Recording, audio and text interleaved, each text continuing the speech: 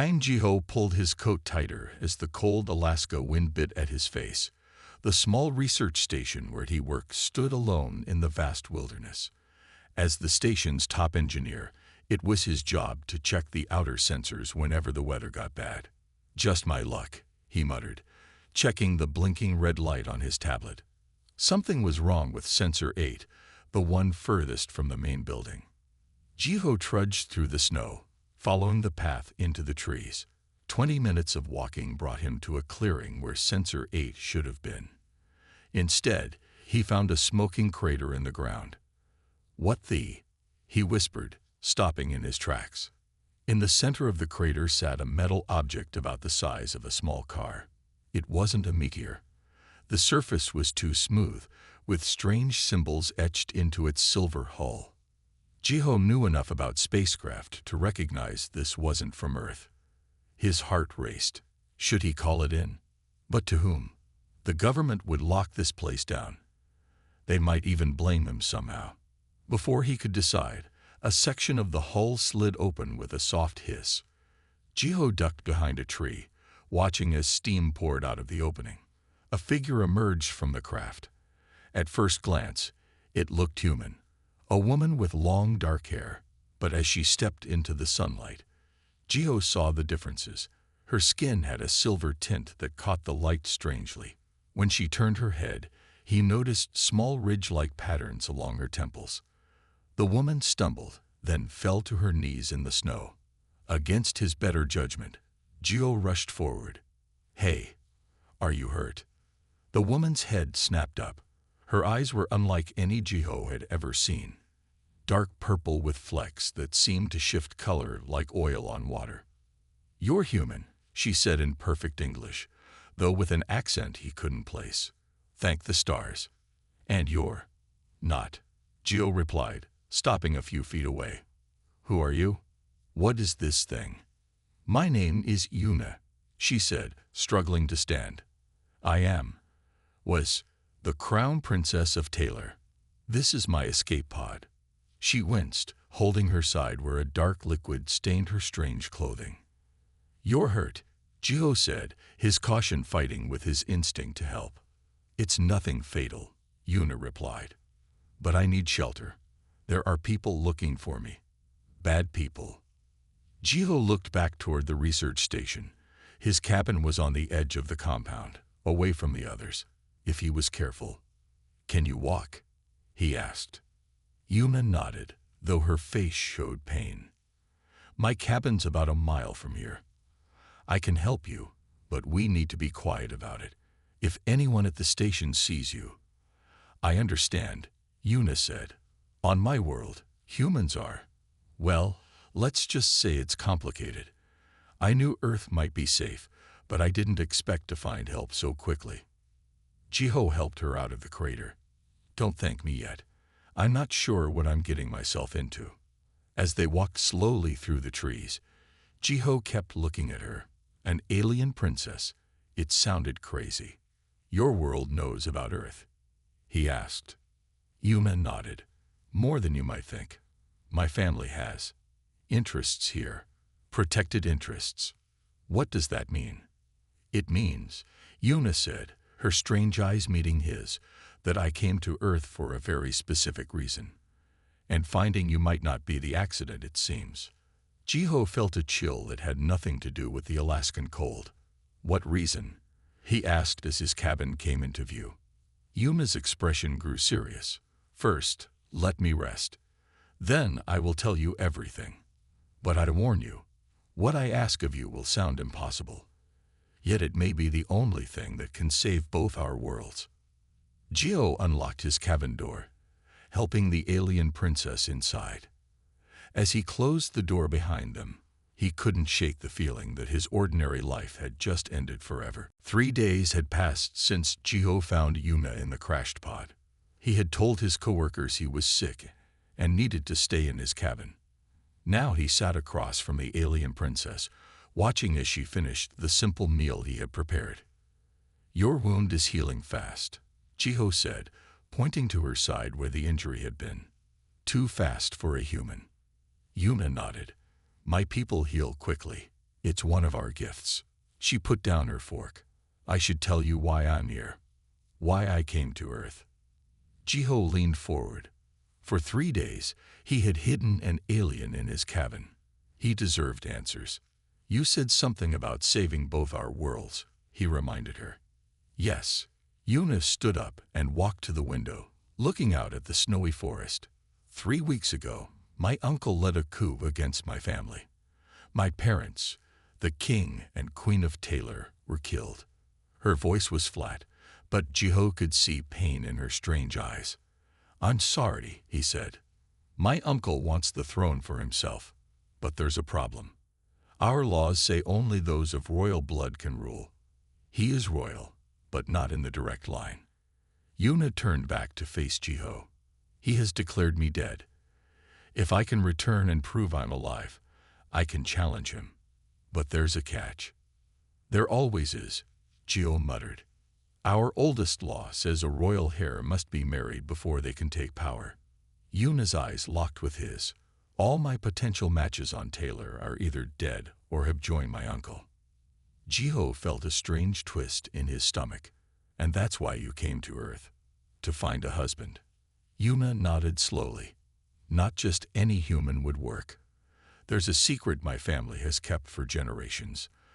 The Taylorian royal bloodline has a genetic compatibility with humans. We can form bonds that our people consider true marriages. Wait, Joe held up his hand. Are you saying what I think you're saying?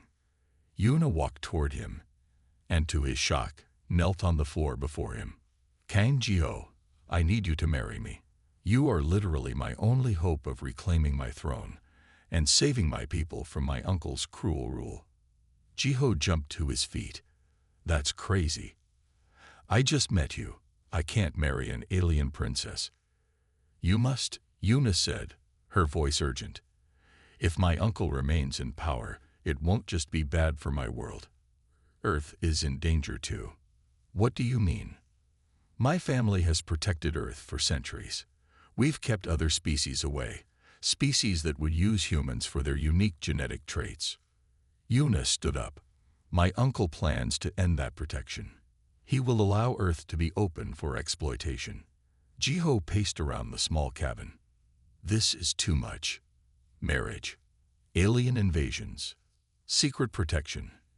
It sounds like a bad movie.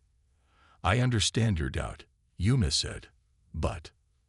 A loud beeping from her wrist cut her off. She looked down at a small device Joe hadn't noticed before. Her face went pale. They found me, she whispered. Who? My uncle's hunters.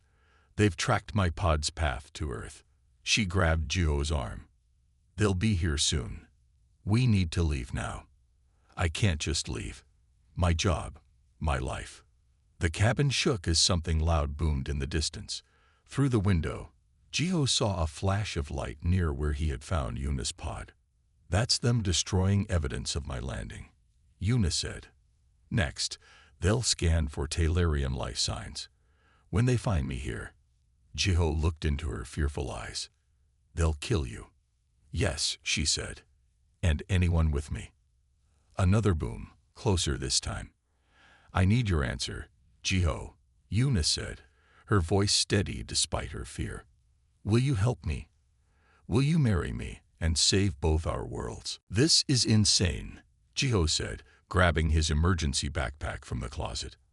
I can't marry you. I don't even know you. Another explosion shook the cabin.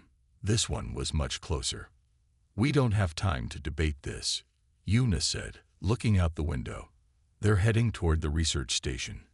Your friends will be in danger if we stay. Jiho froze. My friends. The other scientists. Yuna's face was grim. My uncle's hunters don't care about human lives. They'll kill anyone who gets in their way. That changed everything. Jiho might not believe this wild story about alien princesses and secret marriages, but he couldn't risk the lives of his colleagues. Fine. We'll leave, but I'm not agreeing to marry you, he said, pulling on his heavy winter coat. Not yet. Yuna nodded. That's fair, but where can we go? Jiho checked his phone. There's a small airfield about 20 miles south. I know the pilot there. He might help us. They slipped out the back door of the cabin just as lights appeared at the edge of the research compound. Strange figures moved between the buildings, their shapes wrong somehow. Too tall, too thin to be human. Are those your uncle's hunters? Gio whispered. Yes. Tachnarians. Mercenaries for hire. Very dangerous. Yuna pulled up the hood of the coat Gio had given her. We need to move fast. They crept through the trees, away from the compound. The snow made walking difficult, especially as they tried to move quietly. After about 10 minutes, they heard shouts behind them. They found your cabin, Yuna said, her breath visible in the cold air. A strange humming sound filled the air. Joe looked up to see a small craft hovering above the trees, shining a bright light down on the forest. Run. Yuna grabbed his hand. They sprinted through the trees as the light swept back and forth, searching. The snow was deep, making each step hard. Joe's lungs burned in the cold air. Suddenly, the light caught them. A high-pitched whine came from the craft. Get down. Yuna shouted, pulling Gio behind a fallen tree. A beam of energy hit the spot where they had just been standing, melting the snow and scorching the ground. They're trying to kill us. Gio gasped. Not kill. Capture, Yuna corrected. They want me alive. You too, now that they've seen you with me. The craft hovered closer. Yuna pulled a small device from her pocket, a thin metal tube with buttons along its side. What's that? Joe asked. A disruptor. It might disable their sensors, but only for a moment. She pointed it at the craft and pressed a button. The hovering ship wobbled in the air. Its light flickered off. Now, Yuna pulled Gio to his feet. They ran again, deeper into the forest, away from the path. Behind them, they could hear angry shouts and the sound of the craft's engines struggling to stabilize. After an hour of hard running and walking, they stopped in a small cave formed by fallen rocks. They were both breathing hard, exhausted. I think we lost them, Yuna said, peering out at the dark forest. For now. Gio sat on a rock, trying to catch his breath. The reality of his situation was sinking in. Alien hunters, energy weapons, a princess from another world. This is real, he said quietly. All of it. Yuna sat beside him. Yes, I'm sorry you were pulled into this. Those things back there would have killed my friends just to get to you, and your uncle plans to let other aliens harm Earth. Yes. My uncle has made deals with species that see humans as resources to be harvested. Your genetic material, your emotions, these are valuable commodities in the galaxy. Gio was quiet for a long moment. Then he looked at Yuna. If I agree to this marriage, it would stop that. Your people would protect Earth again. Yes, Yuna said. With me on the throne, the old treaties would stand. Earth would remain protected. Gio took a deep breath. Then I don't see that I have a choice. He met her strange, beautiful eyes. I'll do it. I'll marry you. Relief washed over Yuna's face. She reached out and took his hand. Thank you, Gio. I promise you won't regret this. I already do, he said, but he didn't pull his hand away. We need to get to Seoul, Yuna said as they walked through the early morning light. They had spent the night in the cave, taking turns to keep watch. Seoul? In Korea? Joe asked, surprised. Why there? My people have a hidden embassy in Seoul. It's the only place on Earth where we can perform a proper royal marriage ceremony. Yuna stepped carefully over a fallen log. And we need to hurry. My uncle's hunters won't give up. Jiho nodded. They had reached the small airfield he mentioned, a single runway with a few small planes, and one larger cargo plane sat in the clearing.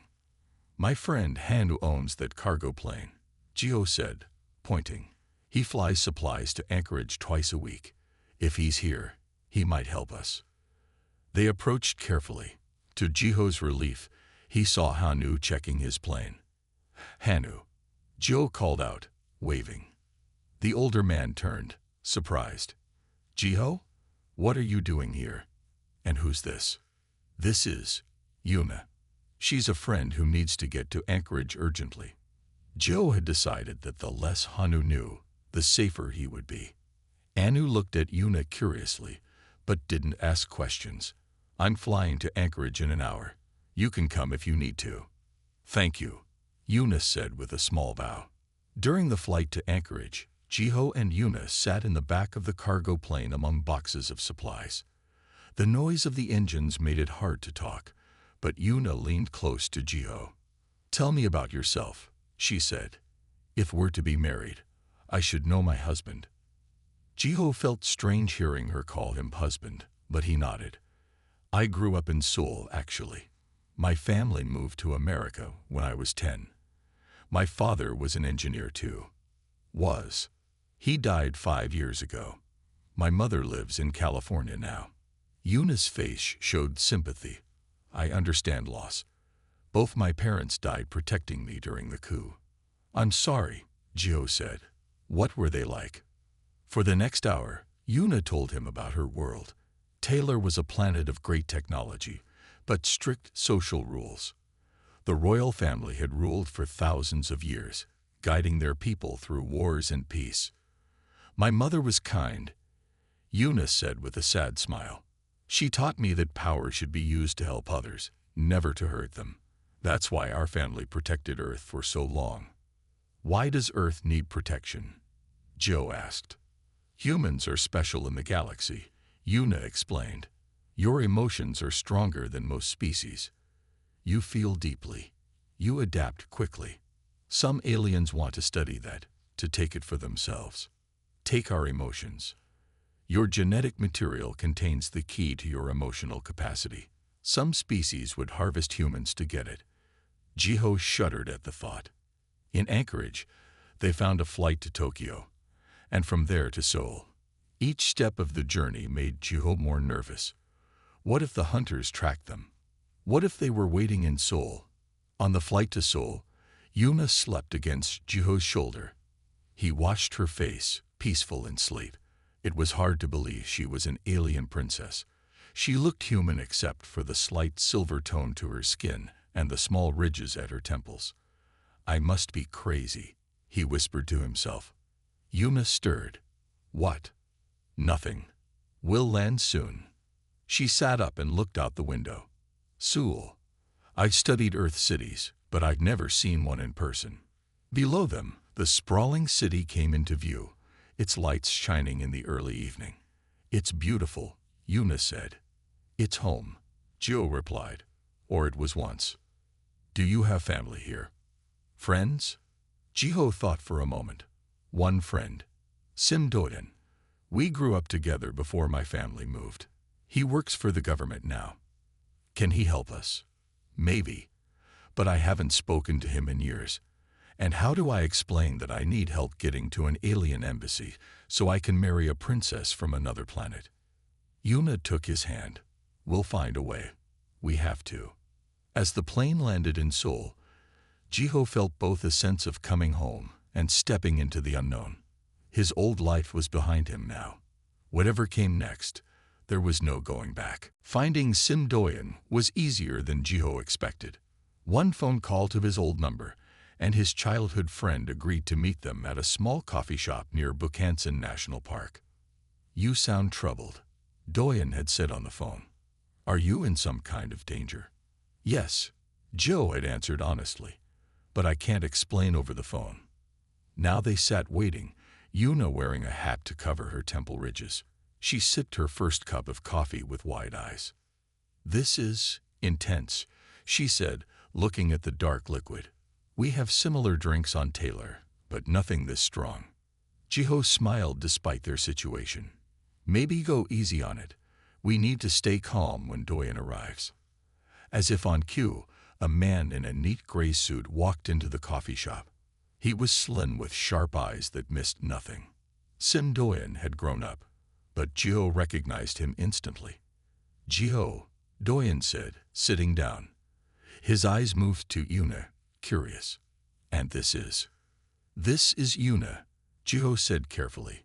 She's not from around here. Doyen raised an eyebrow.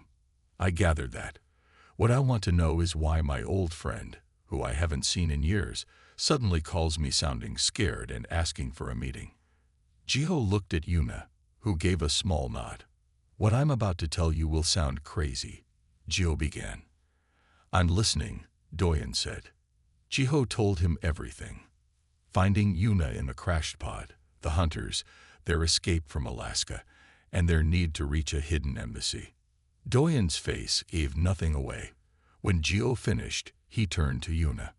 Show me, he said simply. Yuna removed her hat. The ridges on her temples caught the light. She then held out her hand, and to Jiho's surprise, a small ball of light formed above her palm. A simple energy manipulation, she explained. All Talarians can do it. Doyen sat back in his chair. I work for the National Intelligence Service. We've known about visitors for years, but this is the first time one has asked for my help directly. Will you help us? Jiho asked. Doyen was quiet for a moment. You were always honest, Jiho. If you believe this story about Earth being in danger, then I trust you. He leaned forward. I know the temple you're looking for. It's in the mountains, disguised as an ancient shrine. Relief washed over Jiho's face. Thank you. Don't thank me yet. Getting there won't be easy. There have been reports of strange energy readings in Seoul for the past day. Your hunters, I'm guessing. Yuna nodded grimly. They're tracking me. My car is out back. We should go now, Doyen said, standing. The drive into the mountains was tense. Twice they had to take detours to avoid what Doyen called suspicious vehicles that matched no known models. Finally, they reached a small, forgotten path leading up the mountainside. We walk from here, Doyen said. The path wound through trees and rocks. After 20 minutes of climbing, they reached what looked like an old temple. Its stone walls were covered in moss, and it seemed abandoned. This is it? Jiho asked, doubtful. Yuna nodded. The outside is a disguise. She walked to the wooden door and placed her hand on it. The wood glowed briefly where she touched it. The door slid open silently, revealing not an old temple interior, but a sleek, modern space with glowing panels and strange technology. An older man with the same silver-tinted skin as Yuna was waiting inside. He had deeper ridges on his temples and wore formal-looking robes. Princess Yuna, he said, bowing deeply.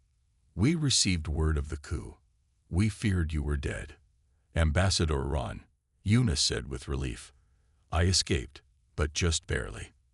Ambassador Ron's eyes moved to Jiho and Doyen. You've brought humans here. This is Kang Jiho, Yuna said, putting her hand on Jiho's arm. He saved my life. And she took a deep breath. He has agreed to be my royal consort. Ron's eyes widened. A human consort. That hasn't happened in generations. It's our only hope of reclaiming the throne, Yuna insisted. Ron studied Jiho carefully. The marriage must be genuine by both Talarian and human standards. Our laws require a true bond, not just a ceremony. What does that mean? Jiho asked, suddenly nervous. It means, Ron said gravely, that you and the princess must form a mental connection that normally takes Talarians years to develop. You have days, at most. A mental connection. What does that mean? Jiho asked as Ambassador Ron led them deeper into the embassy. The walls around them glowed with soft blue light. Strange symbols floated in the air, moving and changing. Talarian marriages are more than just words and promises, Yuna explained. Our minds must connect. We share thoughts, feelings, even memories. Jiho stopped walking. You want to read my mind? Not exactly, Ron said. It's more like building a bridge between your minds, a path that allows sharing, but only what each of you chooses to share. They entered a large circular room. In the center stood a platform with 2 chairs facing each other. This is the bonding chamber, Ron said. Normally, couples spend months preparing for this.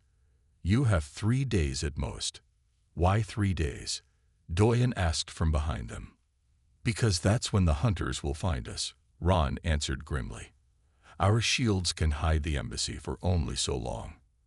Jiho looked at the chairs with worry. Is this safe for a human? Our brains are different. There is risk, Ron admitted. But the royal bloodline has always had a unique compatibility with humans. That's why this marriage can work. Yuna took Jiho's hand.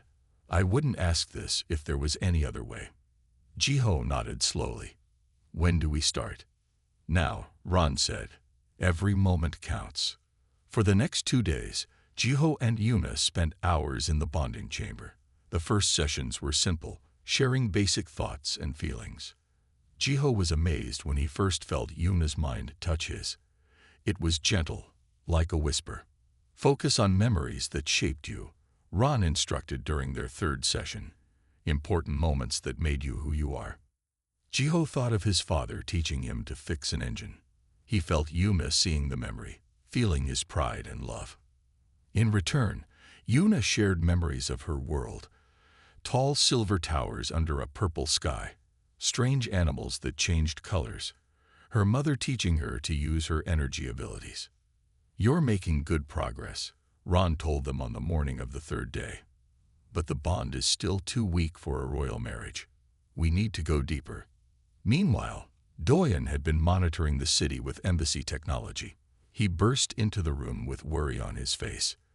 They're getting closer, he reported. Strange energy readings in the northern part of the city. And my office called. My boss, Director Kim, is asking questions about my absence. We're running out of time, Ron said. We must try the final bonding ritual today. That afternoon, Jiho and Yuna sat across from each other in the bonding chamber. This time, Ron placed a glowing crystal between them. This will strengthen the connection, he explained. But be careful. The flow of memories will be much stronger. Don't try to see everything at once. The ritual began. Jiho felt Yuna's mind connect with his, stronger than before. Memories flowed between them like a river. But something went wrong. Jiho accidentally pushed too deep. Suddenly, he was seeing memories Yuna hadn't meant to share, secret meetings between her parents and human leaders, plans to protect Earth from other alien species, and something more. He saw flashes of ancient history, Talarians visiting Earth thousands of years ago, changing human DNA, guiding human evolution.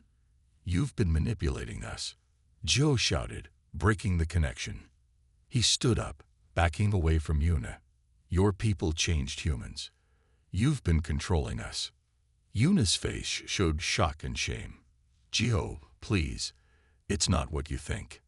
Did you know about this? He demanded. Did you know your family has been experimenting on humans for centuries? It wasn't experimenting, Yuna said, standing.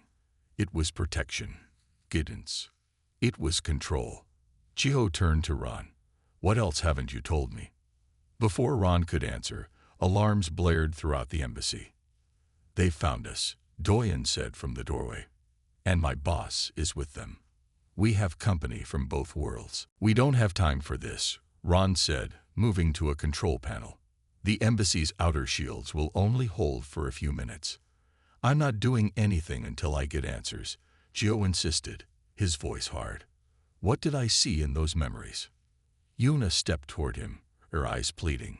Jiho, please, I'll tell you everything, but we need to secure the embassy first. Doyen, who had been checking security screens, turned to them. There are vehicles surrounding the mountain. Some I recognize as Korean intelligence. Others, he paused, they don't look like anything from Earth. My uncle's hunters, Yuna said grimly.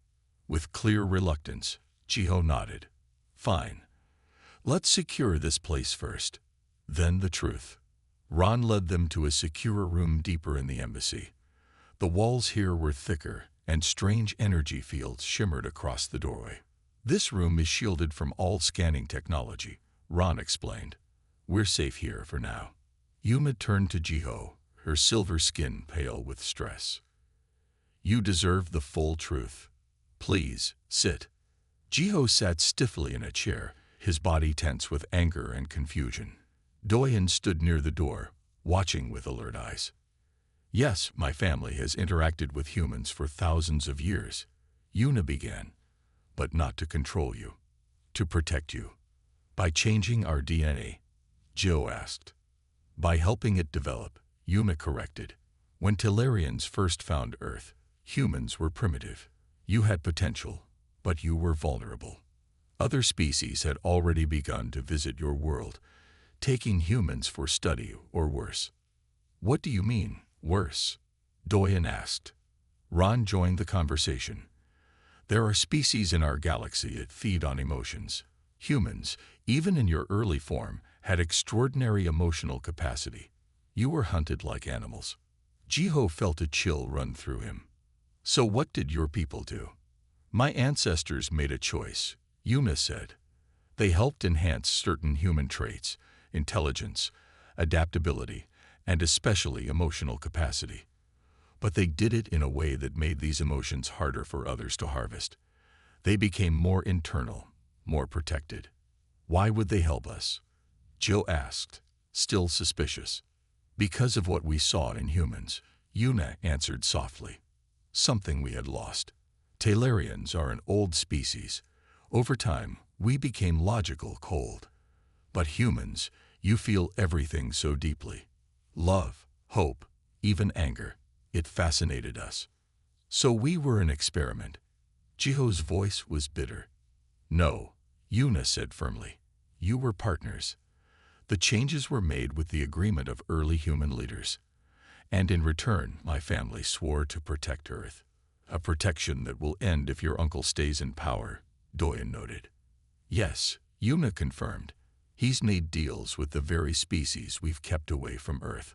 They've promised him technology, weapons, everything he needs to secure his rule. All he has to do is give them access to Earth. Jiho stood and paced the room. So if I don't marry you, aliens will come to harvest human emotions. It sounds crazy. Not just emotions, Ron said gravely. Your genetic material, your children.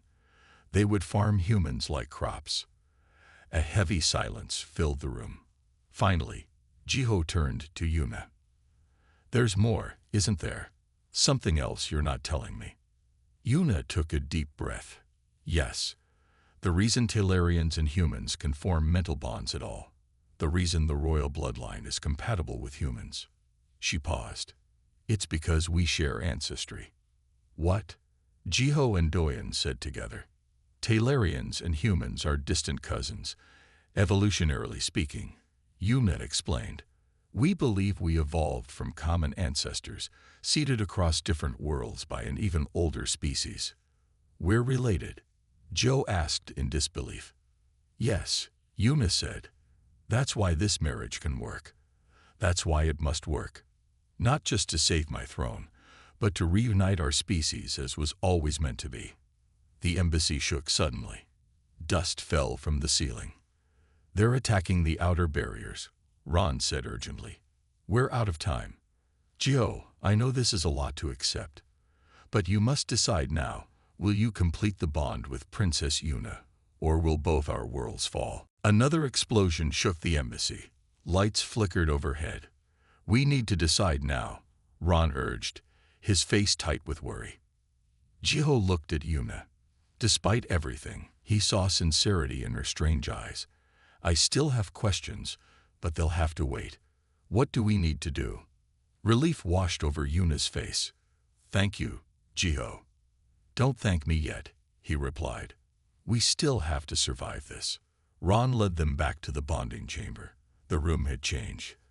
The platform now held a single large chair with space for two people. The bonding throne, Yuna explained. It will help focus our minds. Doyen stood at the doorway, watching security screens. We have multiple groups approaching. My boss, Director Kim, is leading the Korean team. But there's something else. He pointed to dark figures moving unnaturally fast through the trees. Those aren't human. Hunters, Ron confirmed. I'll activate the inner defenses, but they won't hold long. Jiho turned to Doyen.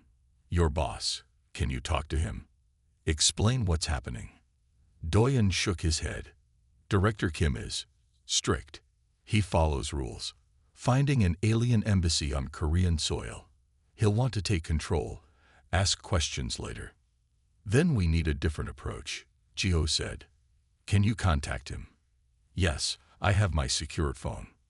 Tell him the truth, that there are dangerous non-human entities approaching. That's a national security threat he can understand. Doyen nodded and stepped out to make the call. Meanwhile, Ron prepared the bonding throne. The ceremony is simple but intense.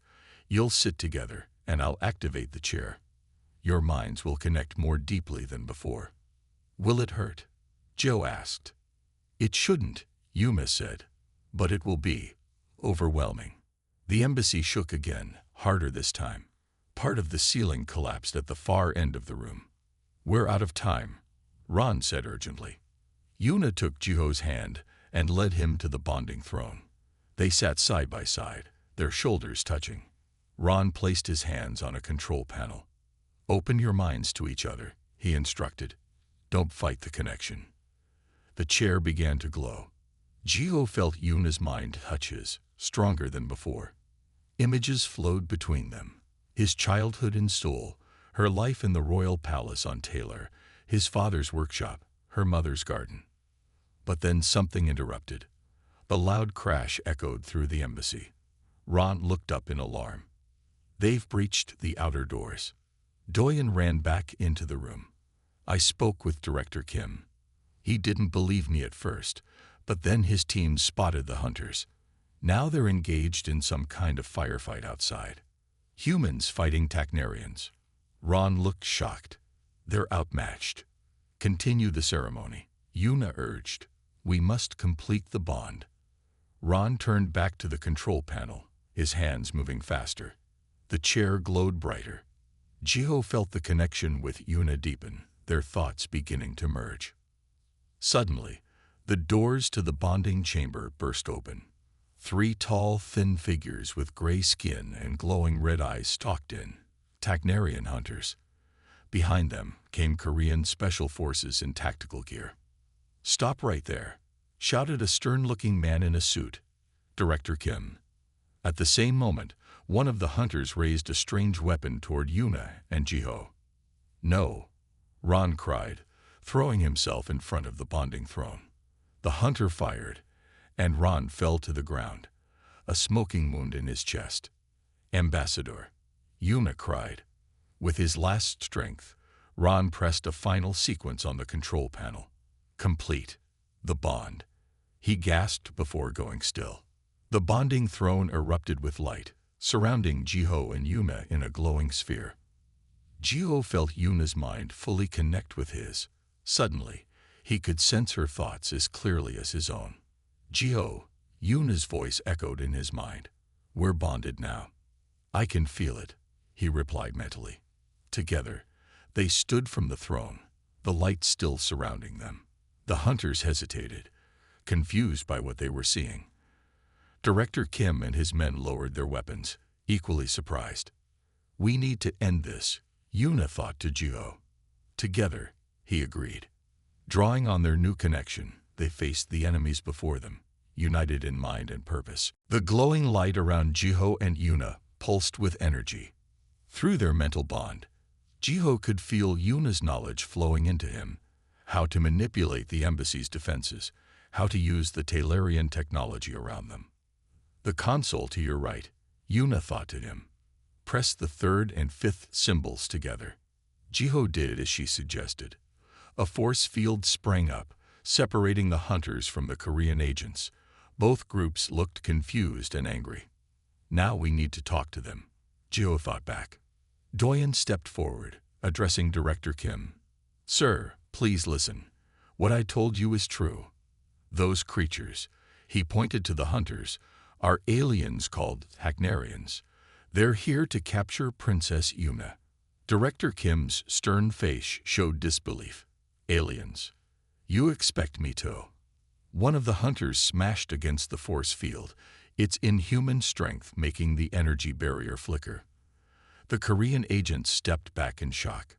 "Perhaps now you'll believe us," Yuna said out loud, her voice calm despite the chaos.